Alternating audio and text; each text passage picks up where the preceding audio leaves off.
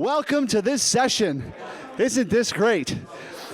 Hi, everybody. I'm Jason, your faithful guide and MC through your Frac universe these last couple of days of confusion and clarity as you figure out what the heck do I want to do with this or not.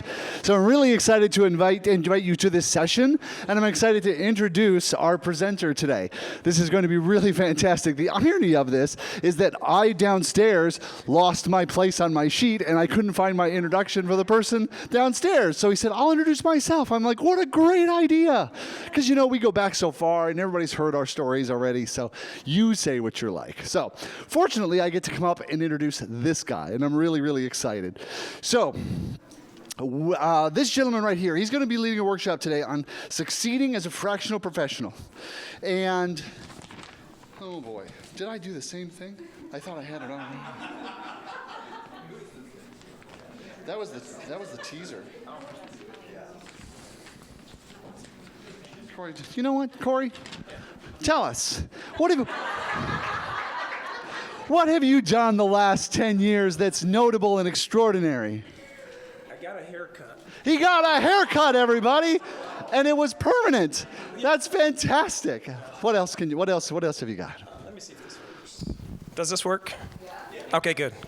So basically, I'll run down actually some of the things I'll be doing. But basically, my stepfather started our family marketing agency back in 1980, and I've been here through most of that time. Wow. Yes. Since 1980. Yes. What are the two biggest changes since 1980? That one thing that happened. Actually, two things. The one thing called the internet. Internet. Because he started that 12 years before the internet started, basically. And then that pandemic thing. Right. Yeah. Or as my stepfather says, the pandemic. That's what right. Started. So, yeah. Awesome. Well, that's fantastic. And how long have you been doing fractional work?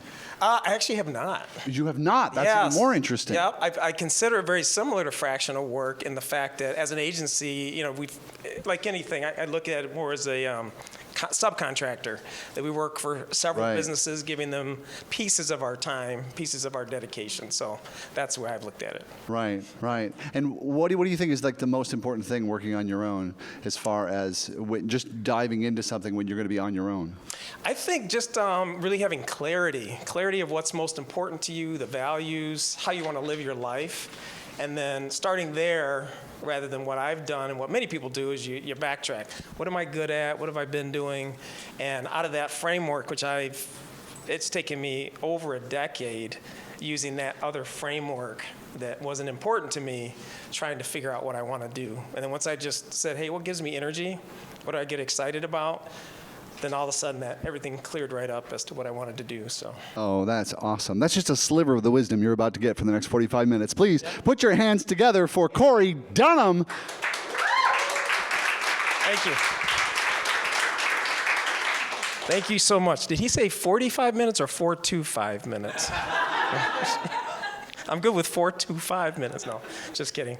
So yeah, that's some of my background, and I might be flipping around a lot of things, and I'm going to be talking pretty fast because I'm a data guy, apparently what that sheet said, and that totally goes with all the bullet points I have on my PowerPoint. And I was told not to put too many bullet points, and I knew not to put bullet points, but I cut out a bunch. So as you see it, you're going to be like, oh my gosh, that dude's a data dude. So I'm going to start here. This gives just a little bit of background on my life. Grew up in an average family in Michigan, southeastern Michigan, in Ann Arbor. I was actually born in Chicago, but then our family moved to Michigan when I was just a baby. And pretty much a quiet introvert, willing to support people. Even, I played football in high school, played basketball, baseball, and football growing up, but then ended up with football in high school, and a couple of learning lessons started to happen during that high school period moving forward. But one of the things, like I say, I'm quiet, and I actually am quiet, and I was an introvert, I think, is my foundation. And even in the football huddles where everybody's going, yeah, let's do this, let's kill them, I'm just like, that's great, we'll do that. But with that, I learned some pretty good things just about work discipline, commitment, and that I think I was the second to smallest guy on our football team, on the varsity team, and I think I weighed I roughly about 120, 125 pounds. Today I'm about 160. Over the last 3 or 4 years, I've actually lost about 12 to 15 pounds just by portion control and intermittent fasting and all that. Part of that is because of health issues. Some of that I inherited some diabetes and heart things. So my doctor kept telling me, Corey, if you keep eating like this, your cholesterol, all this kind of stuff, you're going to get messed up. You're going to have a life event. I'm like, what kind? Is that a good one? But it wasn't. So I changed my eating habits. I'm on medication. So some of that's genetic, but the other piece of that is the sweets. You know, if you are what you eat, I'm the sweetest guy in the world. But I don't think that's the case. So that's you know, some of where I came up from. Got a bachelor's degree from EMU, and even with that, a lot of what I'm going to tell you is through the framework that I really didn't commit fully to anything. I was always like, I'll just get by. I'll just do enough so my head isn't above the above the crowds, and I get the tomatoes thrown at me. So I've kind of just been going through life, and I've kind of been going through life, and it hasn't been, I guess, the most fulfilling things I've done, because as a data person and a systems person, I try to set up my life as, I want my finances to be in order.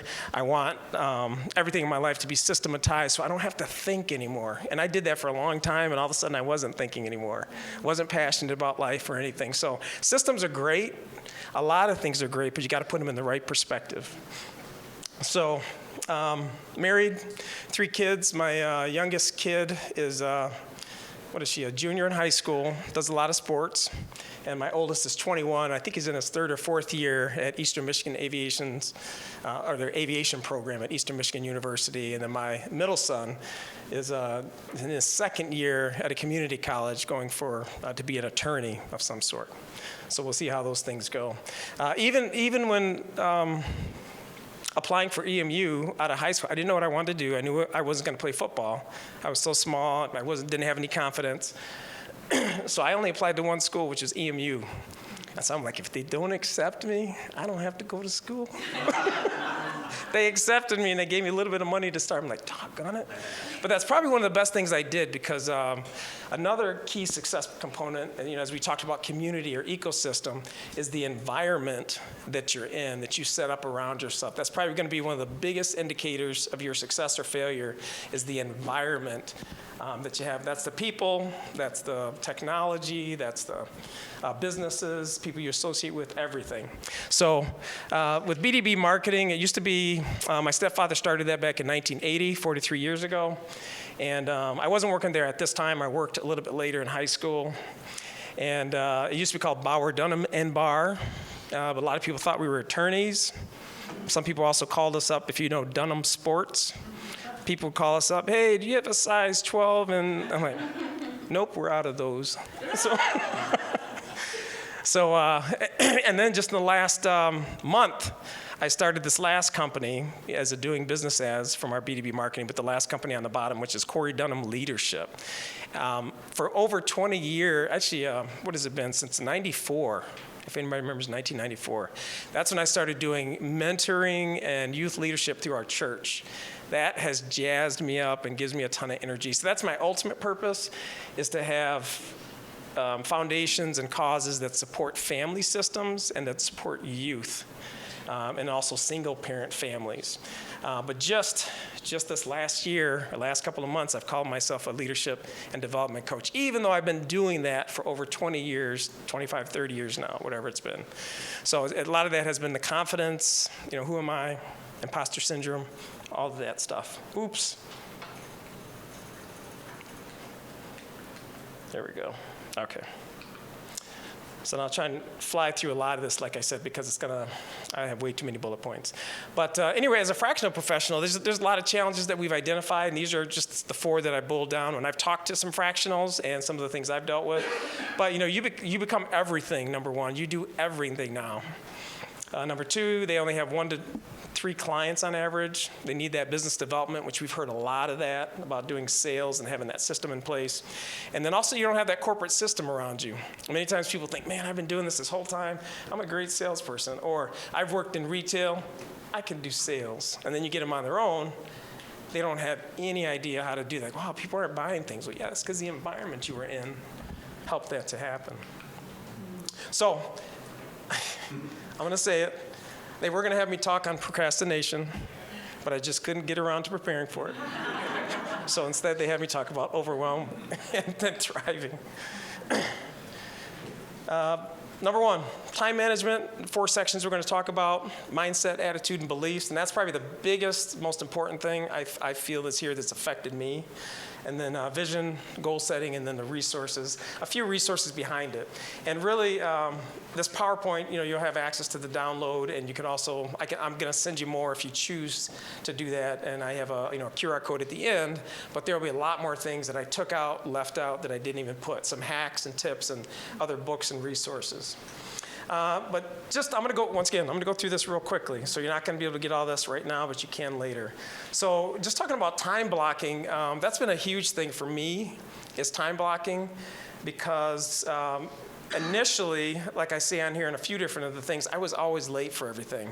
I'd always say, I'm an entrepreneur, I'm going to get stuff done. I like getting stuff done. I like things neat and tidy and with a bow and finished up so I can go on to the next thing. So many times I wouldn't show up at home on time. And today, like I was telling somebody, I think it was Teresa earlier, now I'm actually reaping some of those effects with my family and all the neglect that I had a long time ago. So that's why it's one of my most important things I'm focusing on now is family, being intentional, and those relationships.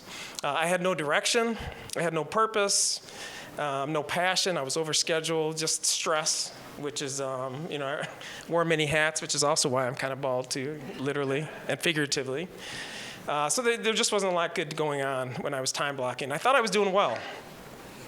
And of course, why it's important is that for time blocking, and as you see that picture on the left, it basically is a jar which kind of encapsulates or shows or is a metaphor for your day. Everybody has so many seconds in a day. Does everybody know how many seconds are in a day?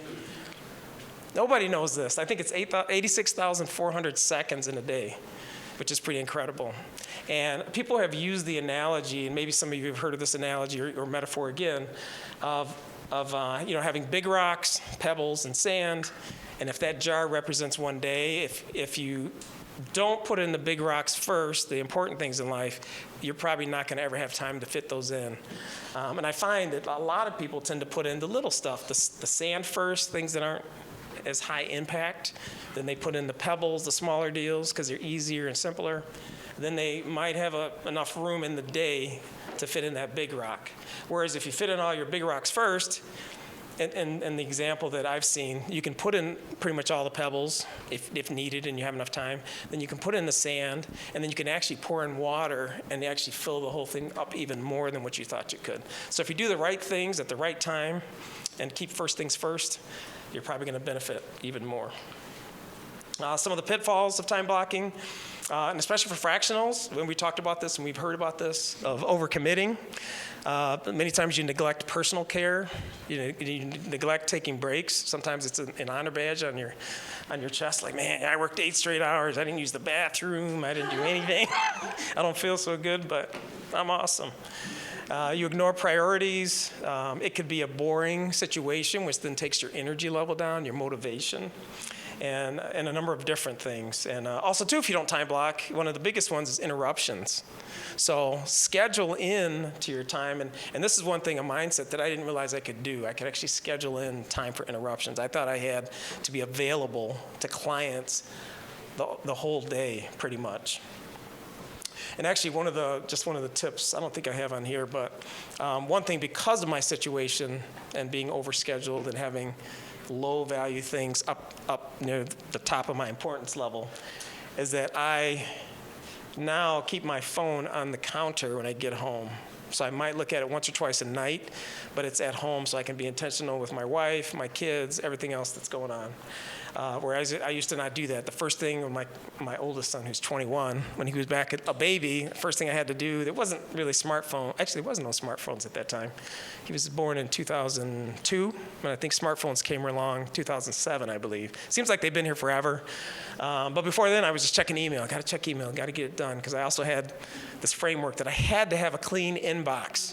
I had to have it. So I'd come home and do that and just neglect him. I'm like, just watch the Littles. What do you, I'm trying to think of what that, there's a bunch of TV shows I've watched a million times. Now I can't even think of them. But just using little tips like that to be intentional. So wherever you are, you're there 100% rather than, like we talked earlier, that your other places, you're a million miles away.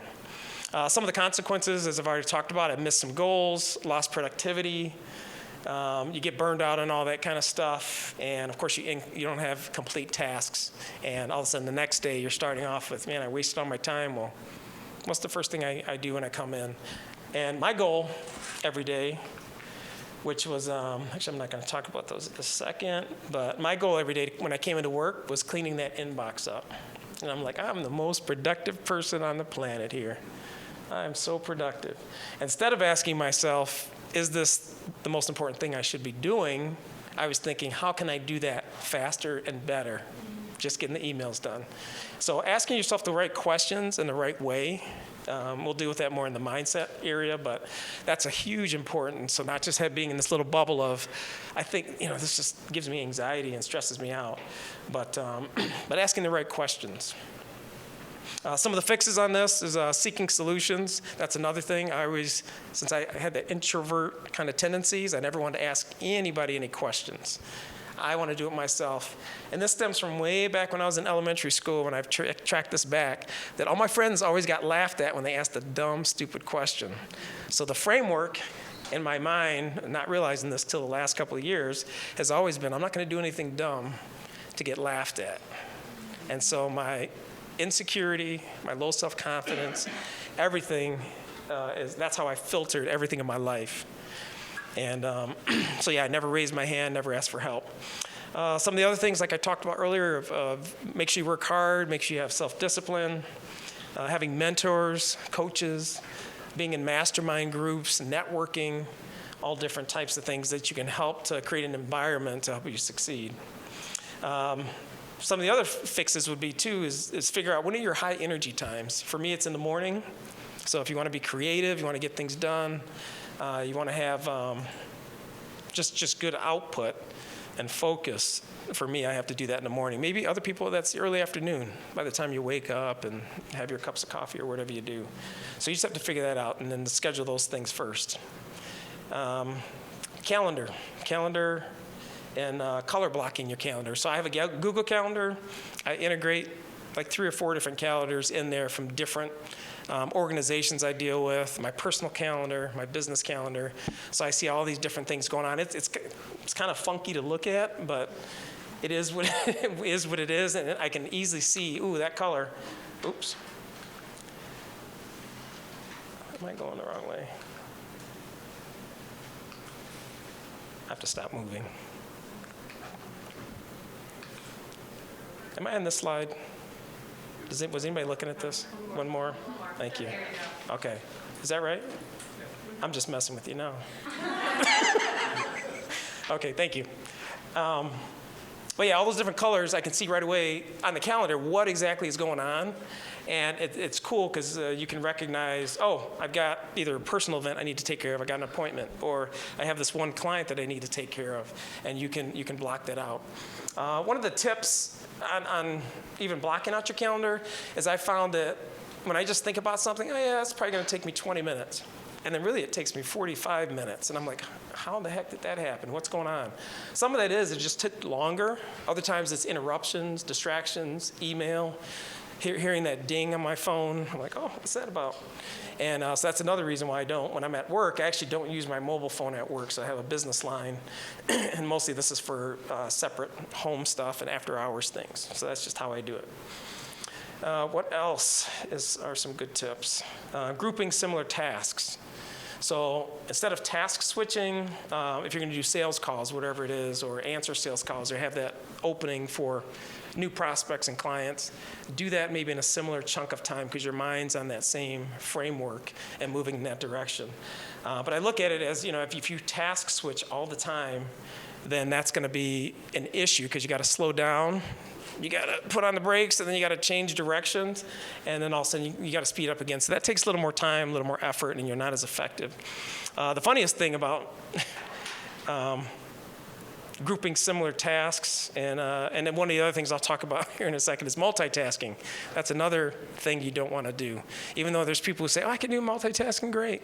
But there's studies that say that you can't multitask very well.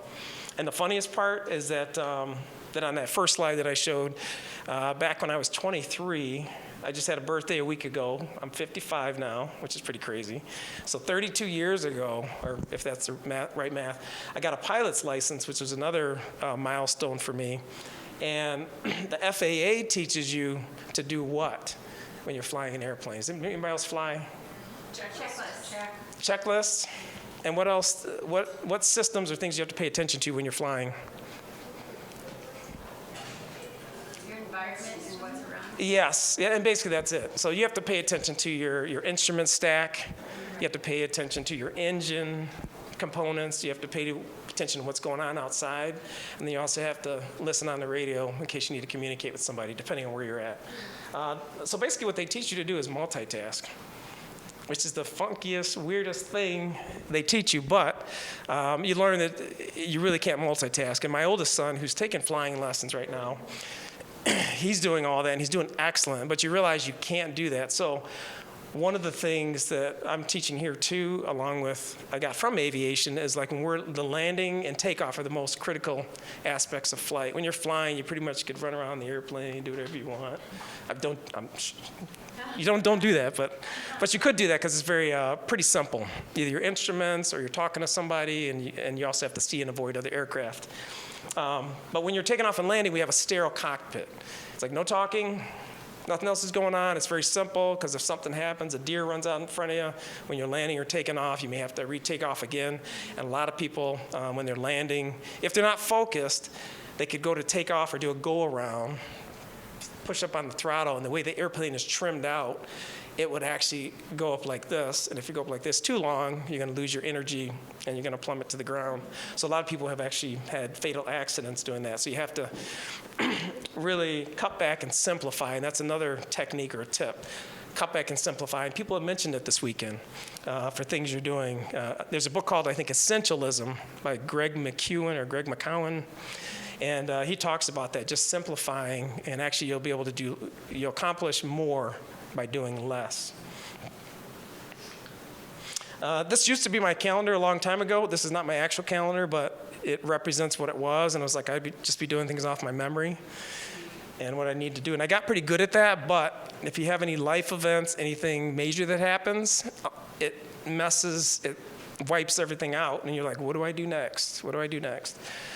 And so over time, ideally you want to schedule your calendar, not so it necessarily looks like this, but the whole idea is if you see the different colors like blue is personal time, that first Sunday on the 27th there.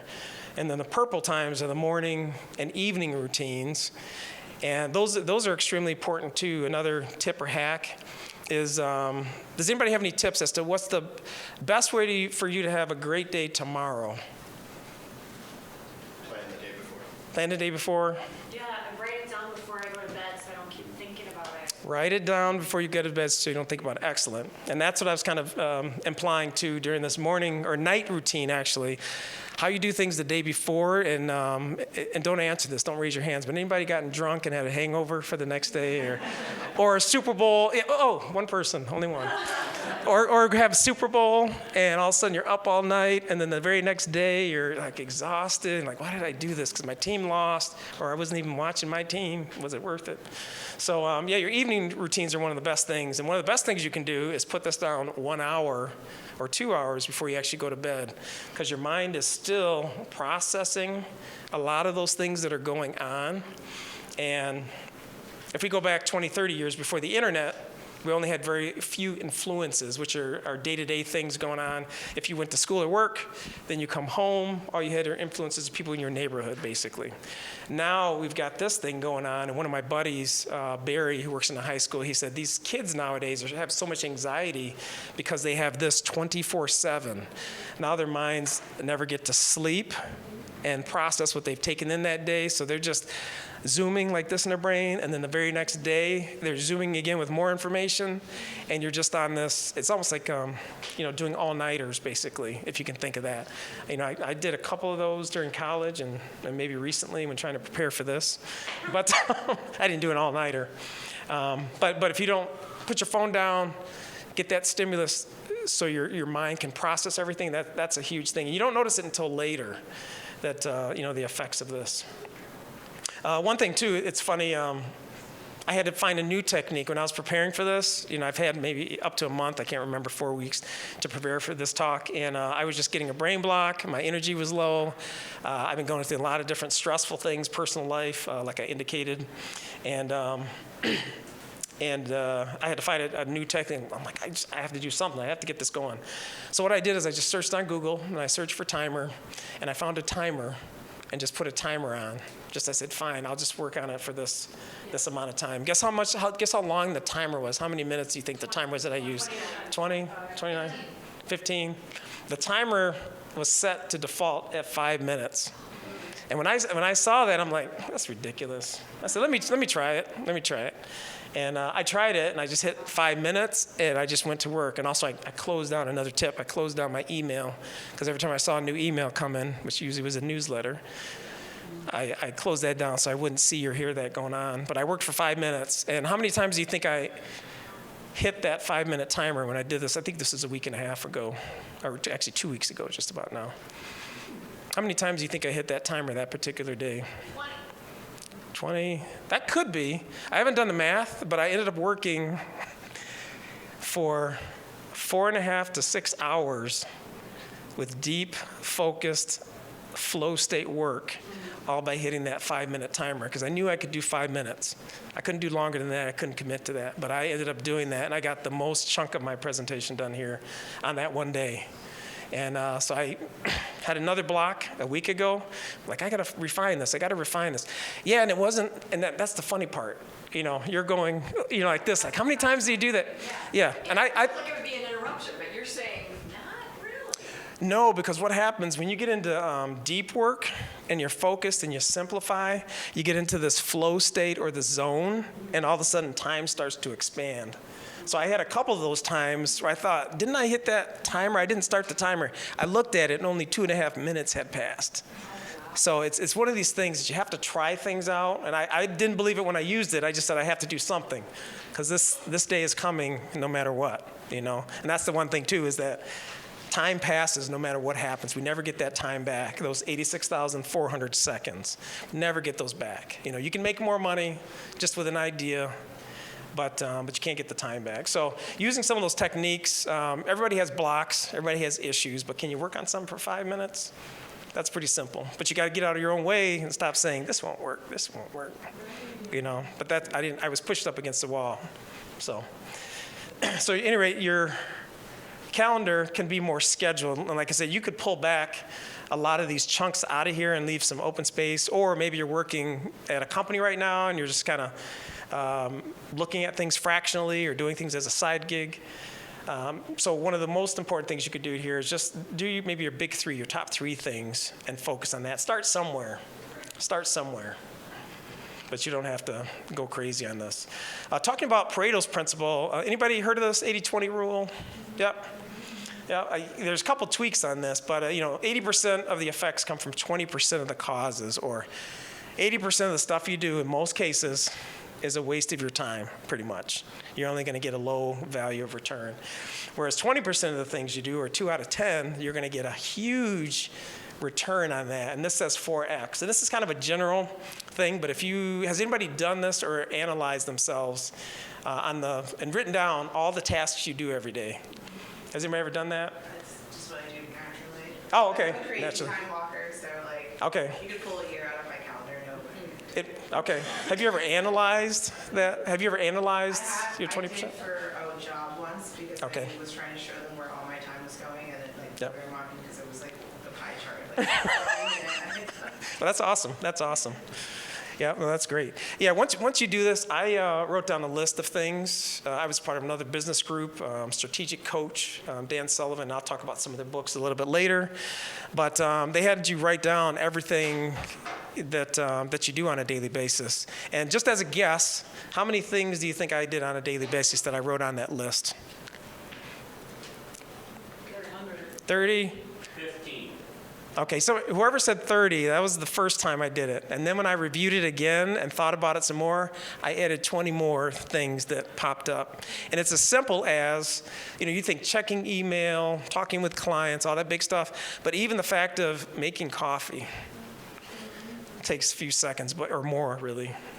Checking your email, looking at your phone when you hear that buzz, all that takes up time. And if you do enough of that, it's going to eat it up. And not so big of a deal in one day, but push that over 6 months, a year, 10 years. It's the same as watching TV, streaming channels, YouTube, Netflix.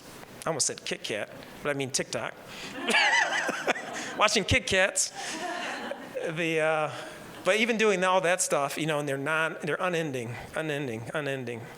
And it just keeps going on. So if you focus on this 80-20% and you really get narrowed down into that 20%, what are these things that are effective that's giving me this 4x return or more? And you double down on these things, all of a sudden you could literally, double that 80% to 160% of return, and you're doing less work. So I've talked to business owners who are working remote. I think one guy was a financial planner. He's working remote. He focused on his 20%. He fired his bottom 50% of his clients that did not fit within his criteria. Fired 50% of his clients. He gained 25% more time in his schedule and was making more money. So he had more time making more money. And I don't know what kind of quadratic equation that is, but that's the kind of equation I want to hear. And it's only when you are around the right people, learning these new concepts, coming to this event, that you learn that, the sky's the limit. There are no limits. You make up the limits. You make them up. And that's one of the things I fought through my whole life, is I've set limits on myself and had low productivity. So for me, this 80-20 rule, I never even knew about it or thought about it, but I did the same things every day. I checked the email. Hey, that was my goal. I'm the best at this. I'm looking for ways. How can I do email faster? That was the wrong question. And I did tell somebody once, I'm like, I'm the hardest working person here. I'm like, yeah, doing low value activities. I was. So one of the questions, kind of shifting gears a little bit here, is do you want to have more time? Do you want to have more predictability, offer higher products and services, and have higher fee clients? And of course, I think most everybody's going to say yes on that. And one of the biggest ways you can do that, as we've been talking, is through delegation. You will have more time. You will have more predictability because you're taking away some of that time component away from yourself. The coolest part is number 3 and 4, is that you can actually offer higher quality products and services. Because if you get somebody who's doing one thing all the time, they're going to have a way better efficiency, output, returns on whatever they're doing. So you're dealing with more experts. As we've been talking, as fractional professionals, you're dealing with higher level people. And then number 4, you can command higher fees, because at that point you're providing something that's unique, that's different than everybody else is providing, those commodity services. So with delegation for me initially, since I've been around the block a few times, or I'm long in the tooth, as they say, that I used to do it all myself. That's another kind of mindset limiting belief, that only you can do things the best way possible. And some of this, you're going to have to be willing to, sacrifice some of that belief to delegate, which is going to create more time for you to work on your business instead of in your business. Because when you're working in your business, you're not strategically thinking at that point. You're just focused on that task. Also, too, I didn't trust anybody. I had a lot of high stress, because if I had to be there, I had to do the things, otherwise it wasn't going to get done. Dan Sullivan of Strategic Coach, as I mentioned, he talks about 4 types of freedom, and I think that's, as far as I've seen, I can't identify anything more than this, but a freedom of time. And once you develop that freedom of time, then that allows you to work on your business and work more strategically. And then ideally, you also have that freedom of money. Now you can spend money, invest money, and it's not just for fun and personal gain, but it's in doing other things. Maybe it's philanthropy, maybe it's volunteer work, maybe it's investing in other people and other things. Then you also have to have freedom of relationships, because if you don't have the money or the time, it's going to be hard to develop relationships when you have low energy and you don't have time to do that. And then the ultimate thing is the freedom of purpose. So time, money, relationship, and purpose. Oops. 3D is a delegation. Whenever you have anything that comes to you that you have to spend time or invest time on, you got to ask these questions. Do I do it now? Do I do it later? Or do I delegate it? And I had a hard time with this because of my mindset of nobody else can do it better. So it always fell back in me. So I automatically created these limitations, this jail cell in my own head. So I think the biggest person who's going to hold you back is, guess who? Yes, ourselves. Now, because of the different changes I've made, it's taken a lot of time, and I'm still learning, still growing. I have more time, a lot less stress. I'm collaborating more. We have had employees. Now I'm open and have used virtual assistants, subcontractors, other organizations, and like I was telling somebody else earlier that I've been doing a lot of different networking meetings, which is how I actually came here. People keep asking me, how did you get here? I'm like, I had no idea about Fractional anything, really, and I'm from Michigan. And it came to be that Tara and I had connected on LinkedIn and just had a conversation. And then she thought of the brilliant idea. I have no idea why, but she's like, we need to do a podcast together. I'm like, what the heck did I say? So I said, okay, let's do a podcast. But I knew from some of my previous habits that I said, let's get this on the calendar. Let's not talk about it. That whole time management thing, if you want things done, set a meeting from a meeting from a meeting from a meeting, keep connecting the dots. And so we did that. And then the next thing I shouldn't tell you this, Tara, but next thing I do is I get this email from Tara. Oh man, the FRAC conference is coming up and da-da-da. Man, Corey, you should be a speaker. I told the organizers about you. I'm like, what is FRAC?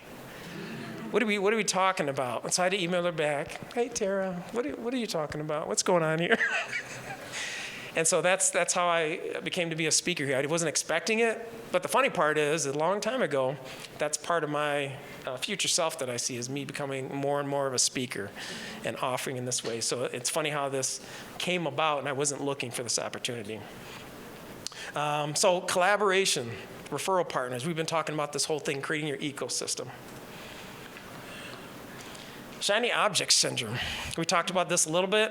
And this is huge. I think this is one of the biggest shiny objects we have, so you have to control it. This is probably one of the dirtiest objects. And if anybody knows what I'm talking about, we take this sucker everywhere.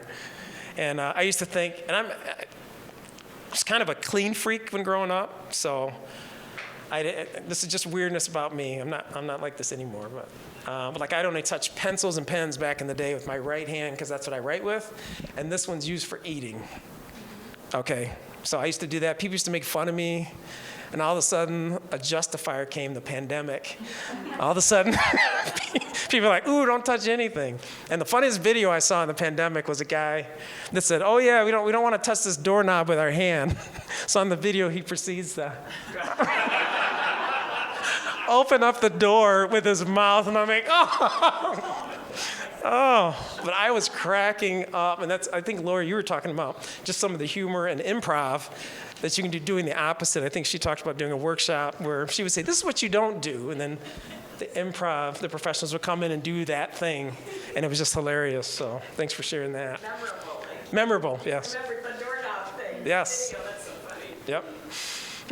So one of the top things for me is I always, once again, checking that email. That was simple, easy, or quick tasks. There are some productivity tips that do say if, single handle a task. If you got physical mail, don't pick it up, put it down on the counter. Now you're just going to have to touch it a second time. So sometimes that's the case. You might try that, see if that works. So you're not checking things. Same thing with email. Have you ever had an email where it sits there in the inbox and then you come back later and you check, like, oh yeah, that's, all of a sudden you're task switching again. And then the third or fourth time, finally I said, if I'm looking at it 3 times, I'm doing something with it. I don't care how long it takes, whether I'm filing it away somewhere else or responding to that person or whatever. So single handle those tasks. And of course I call it the email vacuum, number 2. Social media is probably one of the biggest offenders. And I kind of get offended in my household when I'm with people and they're on their phone, or I don't have an Apple Watch or anything because I have a Samsung. That's part of it. But once those came in, I'm like, oh no, that's going to be a huge distraction in our home instead of being present. So I'm not against it. I just, if it's used at the right time and, you know, the right types of things. Thank you. Multitasking, we talked about that. Perfectionism. You want to stay away from being perfect. As we talked about earlier in a different session of, you want to make sure that done is better than perfect. So just like if you're writing a book, I was talking to somebody else who's a fractional. They were writing a book with time management and everything, not that this being perfect on that book, but the whole idea of trying to make progress on the book. They went out and I think spent 2 or 3 hours, but because they had internet connection, they're supposed to be writing in the book. They didn't write the book. They checked emails, did an article, and then went exercising, and then and those things are going to happen. That's normal that we have all these distractions. Indecision, poor planning, a poorly defined purpose, and we're going to talk about that a little bit. So once again, just going to go through some of these tips. We have about 10 minutes left. Doing deep work is so key. Like I said, just that 5 minutes, your efficiency goes up. You connect things if you simplify and connect. But if you got too many distractions going on, it's hard to have your brain connect concepts and things together. And things just popped up. Like when I did that, hit that, not snooze button, but the 5-minute button timer several times, I had so much stuff pouring into me. And when I thought of one thing, 3 more things came, and I couldn't type stuff fast enough. And then 3 more things came, and it's like, oh my goodness. So it's amazing that. Pomodoro technique, has anybody heard of that? Yeah, where basically you're working, you break up your time in breaks. So you might be working 25 minutes at a time, break for 5 minutes and do whatever you want. Work another 25 minutes, take a break for 5 minutes. And I think that's probably one of the best ways to do that, because I used to think, oh, breaks are for sissies. You know, you don't want to take breaks. But you have to be effective. You have to have that self-care and resharpen your mind more often than just once a week or whatever you're doing. Say no. We heard that in another session too. Make sure you say no, because whatever you say yes to, you're saying no to something else. So the key to that is going to be your vision, your purpose, your long-term goals. If you have any to-do lists, I used to write out to-do lists. Instead of writing them out, schedule them on your calendar. Just put it on your calendar for a 20-minute block, 10-minute block, whatever. Or if you have a block of an hour that you're going to take care of all these things. And that way you're just doing that low-value task during that period of time. One of the big things I do is number 13 and number 14 is unsubscribing. So in the last 2 years, I think I've unsubscribed. So I'm going to unsubscribe to all these newsletters because my email inbox is just so jammed every day. And apparently I have an issue with having things clean. So I started unsubscribing, and I unsubscribed probably to 20. And I'm like, that's about it. Next day, my email inbox was filled up. I'm like, oh my goodness. So I probably subscribed to over 50 to 60 newsletters because all the information is great. I'm going to look at it someday, but that never happens. So, and if you're afraid to unsubscribe because you got FOMO, fear of missing out, then you can always filter those emails, set up a filter. As soon as they come in, they pop into your newsletter folder or a low value folder. You might want to just label that low value folder. Just so if you're tempted to look in it, like, oh yeah, I don't want to touch that. Right. And then setting deadlines. That's, have you ever noticed when you go on vacation, how much you get done before that vacation happens, so you don't have to do as much? And way back in the day before smartphones, people got pretty much everything done because you didn't really take work with you. There weren't really laptops or remote. Yeah. Oops. Mindset. I'm going to go through this real quickly because we're really short on time, but your mindset, attitudes, beliefs, how you set your own expectations and self-talk. These things are all key. I had a fixed mindset, and scarcity. Those are the 2 biggest things, fixed and scarcity. There was never going to be enough money. There was never going to be enough food. I would eat it wasn't old and rotten, but I would eat old food, like, oh, we shouldn't throw that out, we shouldn't throw that out. And guess where I got these beliefs from? There's not enough money in the world, save your money, be smart with your money. Where did I get these from, do you think? Yes, exactly. My mom especially. My mom was born in 1939. And so many times they didn't have refrigeration for food, all that kind of stuff. And so what I would do, especially with the money things, I'd be really tight. And I would spend it, but just on big things. And then the food, I would eat my kids' food. Oh, you're not going to throw that away. Is anybody else eating their kids' food? Okay, yep. There's 2 things that'll solve you from eating your kids' food. Number 1, when you're gaining weight, because I did get up to, I think, as high as 183 pounds compared to what I am now, 160. But that's the first thing when you start gaining weight. And the other thing that'll stop you from eating your kids' food, my daughter Maya, it was several years back, I ate some of her food after a plate. I'm like, that's just weird. There's something about this food. I don't remember us eating it today at dinner just a minute ago. It's a je ne sais quoi. I just don't know what that is. And I asked her, because it's kind of a sweet flavor, couldn't identify the texture. And I asked her, I said, Maya, what was that on your plate? Because I ate that. And she said, oh, I had a bunch of stuff in my mouth. I chewed it and then spit it out. Oh, just say no. Yeah. Yeah, so that's definitely a cure if the gaining weight doesn't stop you. So, all right. So among other mindsets I had, and these are mindsets I carry today that I fight, but I'm more aware of them when I start hearing them in my head, and I can go the opposite direction. But I didn't want to make any mistakes because I didn't want to get laughed at. Nobody's there to laugh at me. I did minimal effort, not good enough. Fear of missing out. I'd point the finger and never have any accountability. But you have to realize when you're pointing the finger, you got 3 more pointing back at you. So we're always responsible. What else? Yeah, and low bar and expectation, which life has been, like I said, very low quality of life. Some growth mindsets you want to have are, abundance. There's enough money and wealth in the world. Abundance and wealth are created by ideas. It has nothing to do with money. Okay, abundance is about ideas. It has nothing to do with physical money. I am enough. Everything you come in with today, you've come in with enough to be successful at whatever you want to do. All you have to do is connect the dots, because all of us are born. Is anybody here born a doctor, a fractional CMO? It's nothing. Everything's created. You create what you see. And the funniest part, even though I got my pilot's license and I was 23 years old, took me a year, and the minimal the FAA says you need to have is 40 hours of training. The minimal, nobody ever gets it in that, but the average was 73 hours that most people get it in. I got it in 53, so I did even better. But when I got that license in the mail, I'm like, what the heck were they thinking? Because I had imposter syndrome. Even though I had passed all their tests, I still didn't believe in myself. So right after that, I stopped flying for about 15 to 18 years, but also too because I was tight on money, all these mindset issues. And then finally, when my kids are older, I'm like, I'm going to get back into that. And I did that, and now I've been rated to fly like 6 different aircraft. They're all similar. They all have wings and propellers, but about 6 different types because you have to be safe in them. Let me see. Oh, yeah, reframe meeting is another one. Reframe how you think about things. When somebody spits on you, it doesn't make you mad. It just makes you wet. So when somebody spits on you, you have to realize you have a choice there.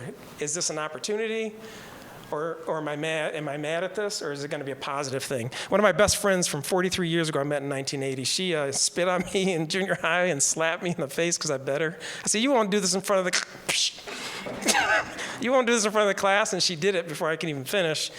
And today we're best friends because I decided that meeting we were going to be friends, not that she spits on me, and she didn't do it yesterday, so. Other tips, replace those negative thoughts. When you hear something positive or hear something negative, replace it with a positive one. Do some awareness training. One of the biggest things I do is journaling, and I've finally gotten consistent on that in the last year. I've been doing it for several years, but I got consistent. Every day you do that, you're tweaking yourself by 1%, and you see some stuff that you just never realized, and you also realize how many gains you've made over time. And then, of course, self-talk. And asking questions. And one of my biggest things is I heard that the other day too talked about is that, never give up. Commit to yourself. Commit that even though I'm going through these challenges, instead of it being a challenge, look at it as a learning lesson. And I've had to redefine a lot of the mental things I've gone through with my low self-esteem. So, of course, Winston Churchill said this. This has been misquoted many different times, and I'm only paraphrasing it here, but never give in, never, never, never, in nothing great or small, large or petty, never yield to the apparently overwhelming might of the enemy. And that enemy could be procrastination. That enemy could be, I'm not good enough. That enemy could be imposter syndrome. So never give up on going after your dreams. So vision, most people have goals that look like this, like you're on a tightrope, and you don't have much foundation there to really get to that goal, not much to support that. So it'd be better if you had a few more pieces in place with your vision. So you have to spend time with that vision. It's not a one-day thing. You're not going to be able to define it. In most cases, I wasn't able to. And you have to think about it on a regular basis. See if both you're following it, if it's your guiding light, so to speak, and also, too, if there are any other tweaks. Have things changed in your life?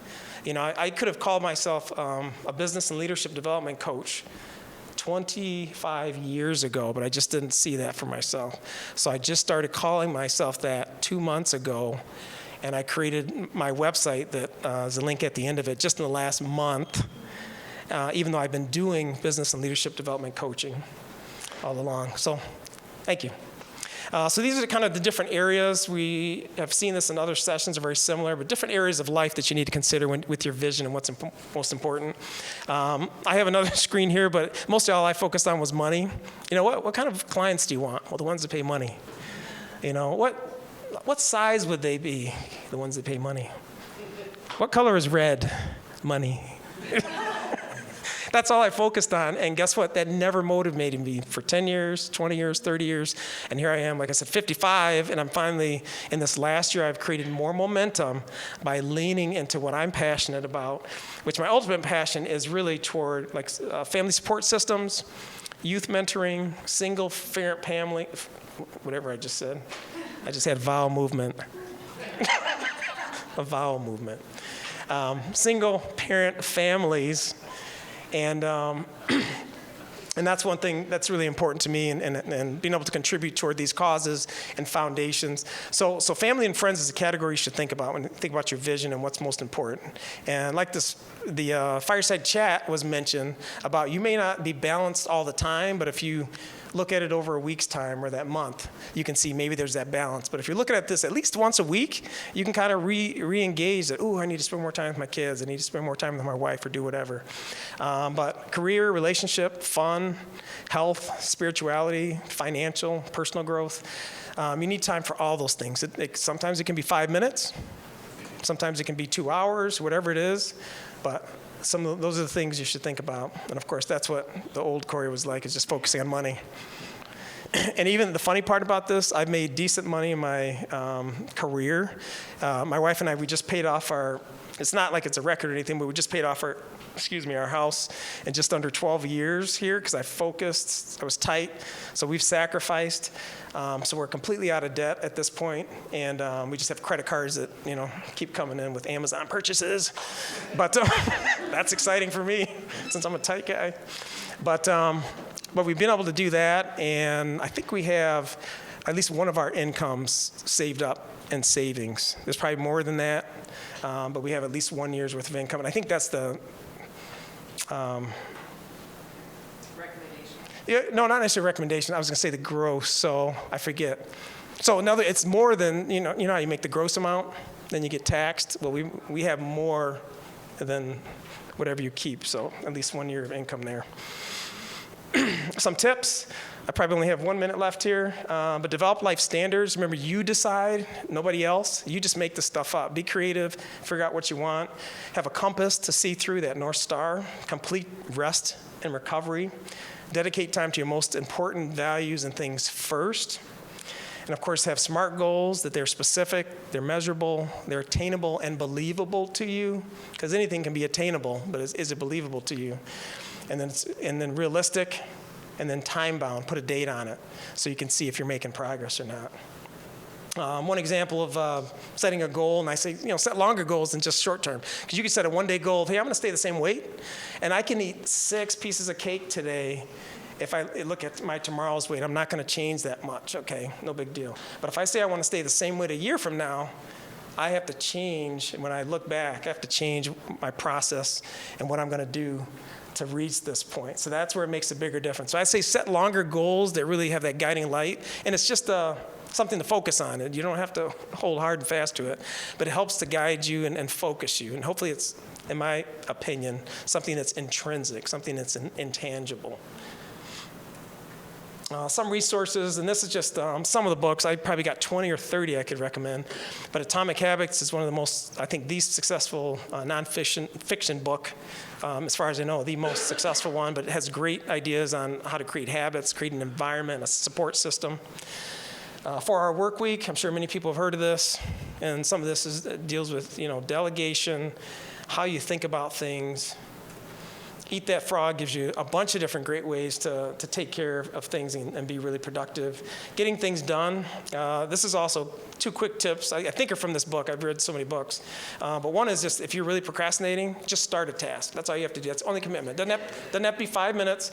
You just have to start it. That's one way to get some stuff done and make progress. The other one is just to do it for a short period of time. I'll do this for 5 minutes and do nothing else. Another hack that I do sometimes, like when this happened, one of my coaches, I have a lot of coaches, they told me, he said, Corey, interview some fractional professionals, see what challenges they deal with. I'm like, I can't do that. Why would I say that? I can't do that. I just made that up. So what I did is I sat there and I said, I'm not going home until I reach out to somebody on LinkedIn. So I ended up searching for fractionals because it was after 5. And I'm like, I got to get home. I told my wife I'd be home by 6. So I reached out to 50 fractionals, and I ended up talking to at least 12 of them, and many of them I didn't know, a few of them I did, but many of them I didn't. They opened up, they gave me some personal information about their finances, their time management, and it was pretty incredible. So this community is an open community, and people do want to help each other. This is probably the best book I've ever had. Outside, I'm a Christian personally, but the Bible's the best book, but this is the best one for awareness. It's a blank book, and if you journal every day, and what's good that happened, what's bad, you're going to have a lot of different great things happening that and awareness that you can grow and build upon. So just to recap, speaking of that, and clearly communicating with yourself and other people, I was talking with Lori the other day, and she's an author, a book author, and of course I didn't quite hear her, and I knew this already, but I thought she said she was a butt author. And speaking of that, I was talking with, I think, Scott earlier, and he said he was he said fractional curious or something. I thought he said fractional clueless. And then the other thing I thought of when I was thinking of these things, I'm like, my son, it was like a decade ago, he said, Dad, come into the bedroom. And he's laying on his bed, and he said, look, he's like, and he's squishing his butt, and he said, look, I'm double jointed in my butt. What does that have to do with fractional? Nothing. But do deep work. Number 3, have a vision. Remember the 4 C's of fractional, which are clarity, communication, community, and commitment. Thank you.